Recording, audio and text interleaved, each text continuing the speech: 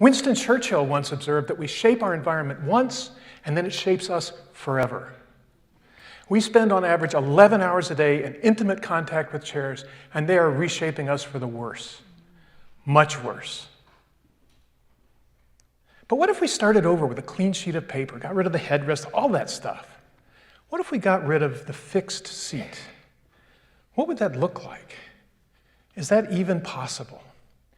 Well, after a year of failed prototypes, I discovered this geometric solid. It's the volume of intersection of two cylinders at right angles. Placed on top of a surface with another surface placed on top of it, it can rock on the surface it sits on, and the surface on top of it can also rock, allowing rocking in every direction. If we take that shape and put it under the seat pan of a chair, we get a chair that moves in all directions. If you sit on it, it allows, actually it requires, moment-to-moment adjustment of your posture. But it all happens at the spinal reflex level. Your conscious brain is free to listen in to the conversation that your spine is having with gravity. But it all happens without any user input. It just kind of feels like floating. So it feels interesting, but is it accomplishing anything? Well, we don't yet have any double-blind crossover study kind of data, but here's a story. We sometimes go down to Church Street, the walking street in Burlington, and just put out a few chairs just to see.